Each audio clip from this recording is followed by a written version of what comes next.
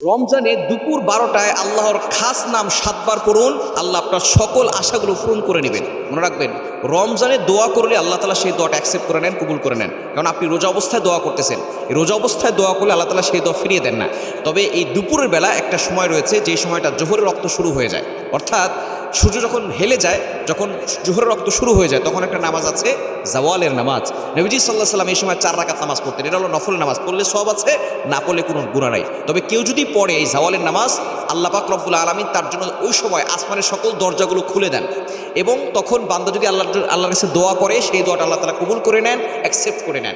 এই সময় আপনি আল্লাহর গুণবাচক একটি নাম আছে, যেই নাম পড়ে 7 বার করে দোয়া করলে আল্লাহ তাআলা সেই দোয়াটা কবুল করবেন। কারণ আল্লাহর এই গুণবাচক নাম পড়ে দোয়া করলে আল্লাহ তাআলা কবুল করেন, এটা আল্লাহ তাআলা নিজেই বলে দিয়েছেন। 9 নম্বর পারা 13 নম্বর পৃষ্ঠার 4-5 নম্বর লাইন, 4 নম্বর লাইন সূরা আরাফের 180 নম্বর আয়াতে আল্লাহ তাআলা বলে দিয়েছেন, ওয়ালিল্লাহিল আসমাউল হুসনা ফাদউহু বিহা।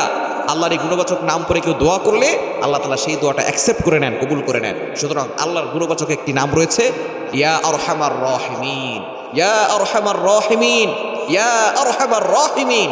আপনি এটা রমজানে দুপুরবেলা যখন জোহরের রক্ত শুরু হয়ে যাবে, সুন্নতের আগে যদি জাওয়ালে 4 রাকাত নফল নামাজ পড়তে পারেন আলহামদুলিল্লাহ ভালো, যদি পড়তে না পারেন আপনি প্রথমে 3 বার দুরূদ শরীফ পড়বেন, এরপরে 3 বার ইস্তেগফার পড়বেন, এরপরে আপনি ইয়া আরহামার রাহিমিন, ইয়া আরহামার রাহিমিন, ইয়া আরহামার রাহিমিন 7 বার পড়ে শেষে আবার 3 বার দুরূদ শরীফ পড়ে আল্লাহর কাছে দোয়া করবেন। দেখবেন আল্লাহ তাআলা আপনার সকল অভাব দূর করবেন, আপনার সকল কষ্ট দূর করবেন, আপনার সকল বিপদ আল্লাহ দূর করে দিবেন, আপনার সকল বালা মুসিবত আল্লাহ তাআলা দূর করে দিবেন। কেননা আমাদের অনেকের সম্পদের প্রয়োজন। মনে রাখবেন, আমরা সম্পদ যদি প্রয়োজন হয় আমরা মানুষের কাছে চাই, মানুষ দিলে শেষ হয়ে যায়, আল্লাহ দিলে কখনো শেষ হয় না। এজন্য আল্লাহর কাছে চাইবেন, দেখবেন আল্লাহ তাআলা আপনার সকল চাওয়া পাওয়া এমনভাবে কবুল করবেন যে আপনি এমনভাবে সফল হবেন, আপনাকে আর কোনো দিকে তাকাতে হবে না, আপনি শুধু আল্লাহর সেজদায় লুটিয়ে থাকবেন।